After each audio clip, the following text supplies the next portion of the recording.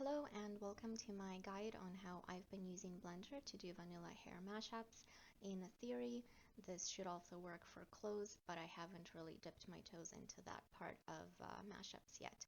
This guide will only be doing Blender since there is a great material add-on and textiles model importing guide made by Nilla that I will leave a link for in the description. And just a disclaimer, I am very, very new to Blender and I am positive that I am doing some things wrong or inefficiently. But this is how I've been doing my mashups as I learn. So I hope that it can offer some help to people starting out as well. Okay, so to get started, you're going to want to decide what 2 or 3 hairs that you want to mash up are. Today I'll be showing the 156 braided Miko hair and the new 170 with the nice front bangs hair.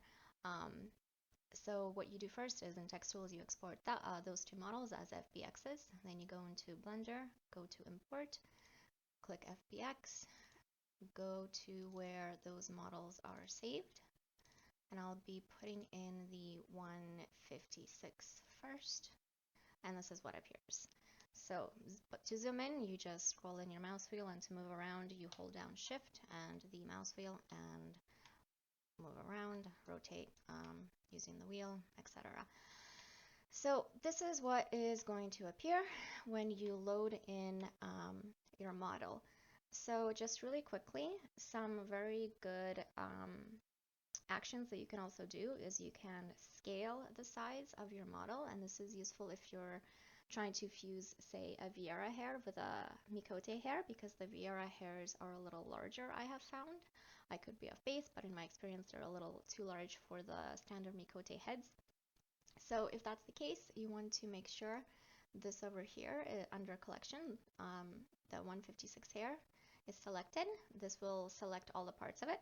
Then you hold down S on your keyboard, and then you can see there's a scale that appears, and you can size up or size down your hair. So let me restart. That's the scaling. It's good for sizing. To move parts or the entire thing around, you press G, and you can move it anywhere on the screen. That's also obviously very useful. Another one that I found useful is if you zoom out, and I'll hide the cube, you can rotate pieces. So for example, let's rotate just one part. And to select different parts, you can either click on the screen itself, or you can expand the selection under the hair and collection here, and then go to root, so this here, expand it, and you can actually see what number corresponds to what piece. So let's just take the Mikote ears, and I'll show you how to rotate. So you select that, you select rotate here, and this appears. And you just drag it along the wheel, whichever way you want to rotate it. That's also very useful if you're putting on, say, a little braid or something from a different hair, or a little accessory to hide a gap in your hair. That's very helpful. Okay, so with those quick basics out of the way, let's put in our second hair, which is going to be the 170. Here it is. And you can see, because these are both Mikote hairs, they appear right on top of each other. And you don't really want to move this up or down, because the Mikote ear flaps are, I think, part of the model. So if you move the hair too high or too low or too much to the side, you're actually going to see the ear flaps sticking out of your hair when you log into the game. So we're going to leave this here for now, and we're going to turn our eyes back to over here.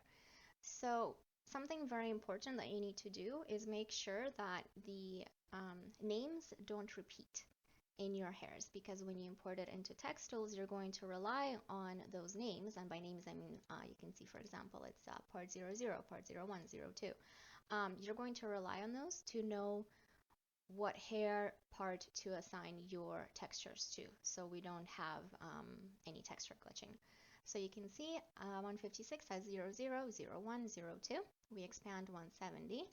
And this also has 00, 01, 02. So what I'm going to do is I'm going to keep my original 156 hair, as the zeros, but I'm going to change the second hair into 1.0, 1.1, and 1.2. So this is really the first thing that you kind of want to do, just so you don't forget and run into that when you start importing your model into Textiles. Okay, so you can see on the screen here, this is pretty messed up. The first thing I'm going to take care of are the double ears. We don't need to have double ears. So because I'm going to keep the top of the 156 hair, since I want the braid, I'm going to keep the ears on that model.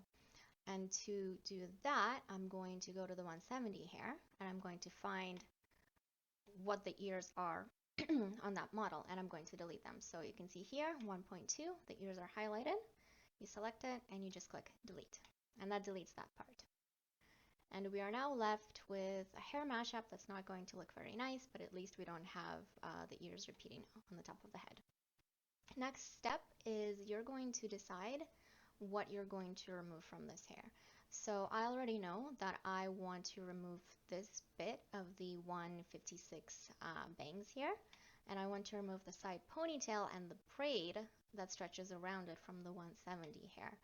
What I'm actually going for the end result is I want the 156 hair with the top and the bottom and the back, and I want the braid, the bangs and the side pieces here, these curly ones from the 170 hair. So to get started on that, I'm going to delete the ponytail because it's the biggest piece that I can actually delete pretty quickly here. So I clicked on the ponytail, it says 1.0. To make it easier, you can actually hide all the other bits. If, oh, that's the camera. If you want to hide all the other bits, so you're just looking at this. And to delete parts of a mesh, what you want to do is go over here in the top left where it says Object Mode and select Edit Mode. This will bring up all the, I think they're vertical points of the mesh. And we're going to delete all of this here to start with. So automatically they're all selected, which is why they're lit up in orange, but we only want to delete this. So I click just outside of the model, and then I hold down Shift and drag my mouse over this section here. Keep in mind that if you want to delete an entire piece, as you can see, you will need to rotate it from all angles to make sure you're grabbing, because these are 3D pieces. So you need to rotate around in order to get everything. So I have all of those selected there, and I click delete, and I click vertices. I'm sorry, I don't know my English apparently. So as you can see, this is deleted now. We didn't grab some of these here. Do that, repeat. Edges works too, I guess. I don't know why. I don't know what's happening. I just poke at things until they work. I found that leaving these here doesn't really do anything, so you can leave them, you can keep them, you can leave them or you can delete them. If you find that keeping them does actually influence your model in game, please let me know so I know as well. Okay, something else to keep in mind is that you need to be careful when deleting these, because sometimes when you think you're selecting like something in the front, you might be selecting something in the back by accident, and you're not going to realize that until the very end when you think you're done, and then you realize you have a hole in your model somewhere, and that has happened to me, so be careful. To remove the ponytail, I'm going to keep doing this until I'm happy, and this is actually a very lengthy, for me at least, I found it to be a very lengthy mashup. I already did this one previously, and it took me a while because I kept deleting the wrong things by accident, but anyway, you get the idea. You can also individually select points, or you can, by pressing Control, you can select more than one, and then you can just delete them. So yeah, this is how we're deleting things. And you can see, for example, pretend that we're actually done deleting all of this. Once you're done, you can go back to Object Mode, and you'll see that the ponytail is no more. We still have the braid. This is the raised curve here. This is the braid, but the ponytail is no more. So we can go back, see that we didn't touch the side pieces, which is what we want, and that's great. And then you can put the hair back, and you can see you have a very, very vague idea of what the hair is going to look like. There's, for example, side pieces on this one, on the 156 hair that we're going to want to delete. So I've hidden everything else. I've selected 0, 0, which is that part. I've gone into edit mode. Once again, all of this is lit up. And here you carefully want to start deleting these until you're happy. I'll just do this one side. Hopefully I won't delete anything useful, but I mean, if I do, then you'll see firsthand exactly why I'm saying be very meticulous when you are deleting these, because you don't want to end up with a gap in your model. And if you're like me, who doesn't really save as she goes, and doesn't create multiple saves, you're going to be screwed and you're going to have to start over, because there's only so far controls that can take you. So let's also actually do the bangs here, because I already mentioned I want to delete them. And then we've got this one here. And let's do this one, and let's do this one. That'll give us an idea what this is gonna look like. So this is just for that one side. We're going back to object mode. I am unhiding everything again, and you can see now when I put the hairs back together, this side still has the original bangs that go on the side from 156, but this one doesn't. It has a little bit that you're gonna have to clean up here if you're doing this hair. Yeah, so that's basically it for editing meshes. Another useful thing that I found is you can copy and paste parts of a mesh, and you can cut and paste parts of a mesh. So to do that, let's go back to, let's do these bangs or the strands here. So that's 1.1, so I hide everything else just to make my life easier. I go back into edit mode. And then, for example, say I just want this little curly strand here. I make sure to select all of it, and hopefully that's all of it. And then I press, what was it, Command D? Control D? Yeah, Control D is strictly copy and paste. So you can see we got a new little bit here. So I drop it here. And then I go back into object mode, and this little bit is now part of the 1.1. So I personally prefer to use cut and paste, just because it's easier to move things around that way. So we don't really want this little bit to be part of this thing, because if we try to move this, it moves both of them.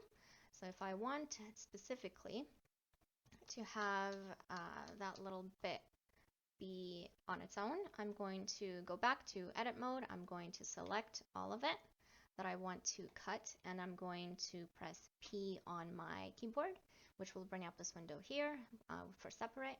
So I click selection, and you can't see it yet, but it's separated. I go back to object mode, and you can see here we have a new 1.002, I think it is, and that's the new piece that we just created. So I select it, I press G, and I move it wherever I want. I found this to be useful for,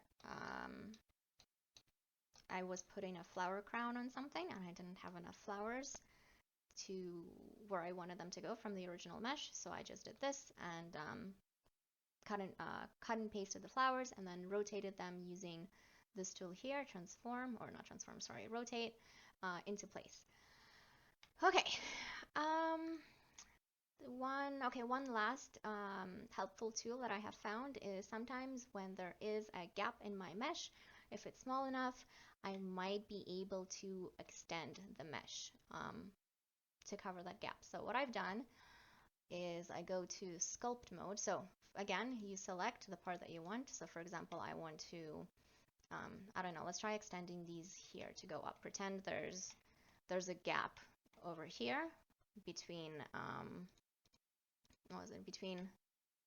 pretend this gap is actually real and it's not part of the hidden things.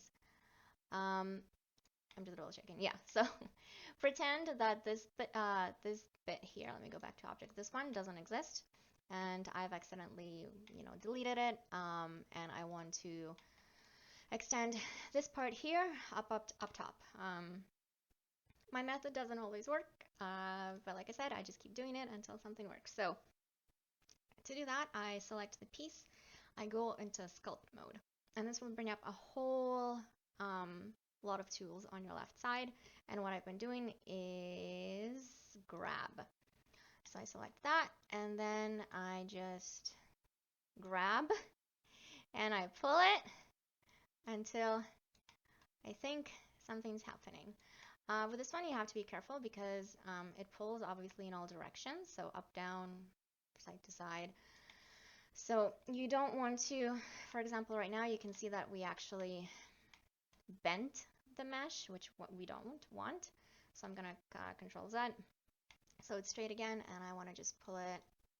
If I can pull it up, this one's not pulling up for me, but you get the idea. I don't know why this one isn't pulling up for me, but like I said, I'm super new to this. I just literally poke around until something works. Usually something breaks, but that way at least I learn. So you're obviously welcome to play around with all of these ones. There's a bunch of transformation tools that I haven't myself even tried yet because I haven't felt the need for them. But the easiest one I found is if there's like a little hole left over somewhere, is to do my best to extend the mesh to cover it. Okay, let me get back to Control Z to the original mesh. Here we go. So I have everything showing again, and we're going back to the actual model mashup. You can see here, this means that the textures are going to glitch, and the braid, which are these little things poking out, is actually sitting too low to be seen over the bangs. So what we want to do is select the entire 170 hair because we're going to be moving all of it, not just the bangs, and then press G, and then move it as low as possible. Here we go. So you can see the braid is now poking out. And the bangs sit a little lower on the face than they do in the vanilla hair. But in my opinion, it doesn't really look that bad. It doesn't ruin anything. So yeah, I think that's about it. I think I covered everything I wanted to do. Obviously, if I were to continue doing this mashup, I would continue removing all the different parts by using edit mode. For example, like this here, the braid, we're going to want to remove that if we're actually working on the hair. But otherwise, I think that's about it for the guide. I hope it has been helpful. Like I said, I only started on this, I think, last week, and my top comment that I've been making is I hope this works, and what did I break this time? So, yeah.